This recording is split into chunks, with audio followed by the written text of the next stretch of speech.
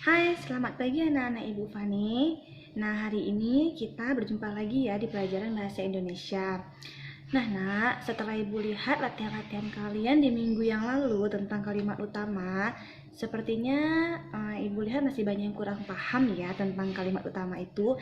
Jadi hari ini kita akan mengulang sekali lagi tentang kalimat utama. Nah, Nak, di sini kan yang ditanya kalimat utama. Nah, jadi jawaban yang kalian tulis itu berarti berupa kalimat. Kalimat utama itu jawabannya satu kalimat, bukan sebuah sepatah dua patah kata, bukan topik.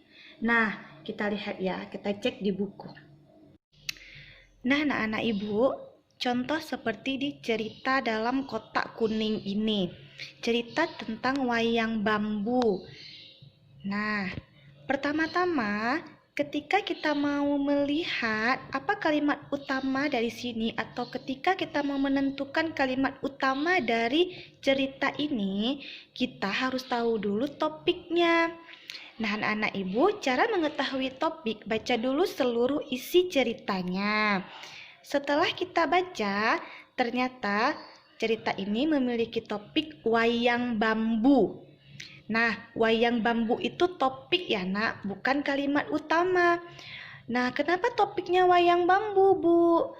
Karena di setiap kalimat cerita ini semuanya membahas tentang wayang bambu.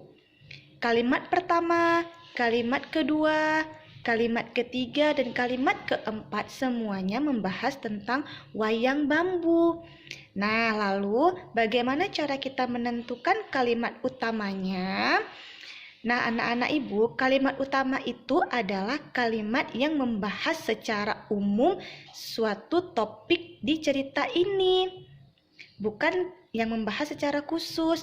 Jadi, kalimat utama di cerita ini adalah di kalimat awal paragraf, yaitu wayang bambu merupakan salah satu jenis kesenian yang cukup langka. Titik. Nah, itu kalimat utamanya. Bu, kenapa kalimat utamanya kita pilih yang itu? Kenapa tidak pilih yang lain?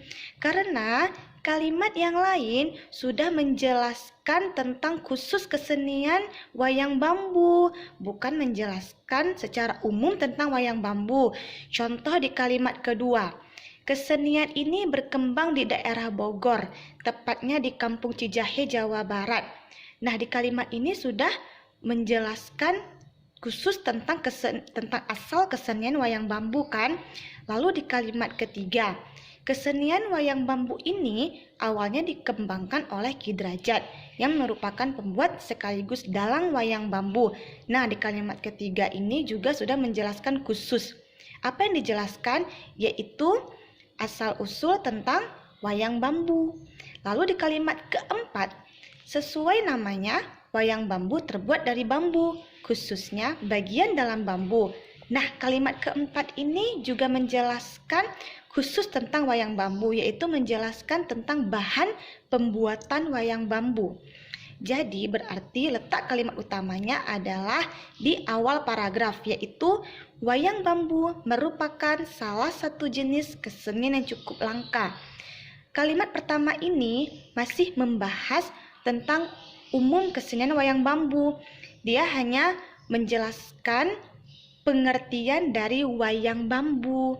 Nah, maka dari itu kenapa kalimat utamanya terletak di awal paragraf. Nah, cara menjawabnya anak-anak seperti ini. Oke, ketika ditanya kalimat utama,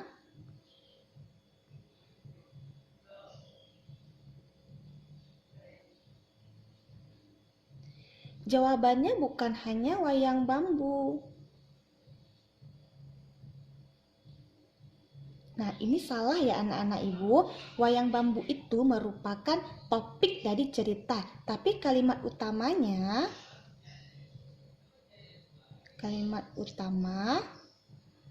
harus dibuat satu kalimat. Yang mana tadi kalimat utamanya? Yang ini kan anak-anak Ibu.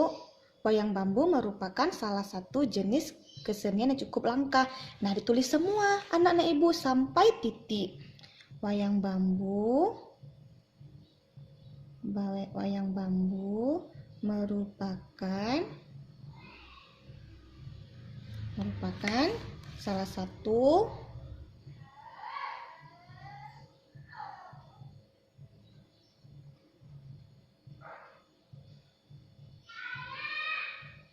jenis kesenian yang cukup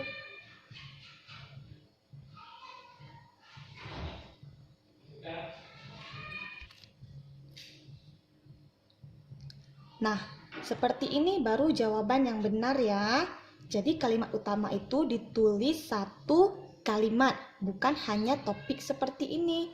Kalau ini namanya topik.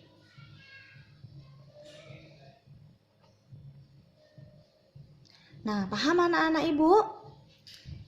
Nah, kalau sudah paham, baiklah kita buat latihan sekali lagi. Untuk mengasah kemampuan kalian, buatlah latihannya di halaman 4 dari cerita kuis ini ya.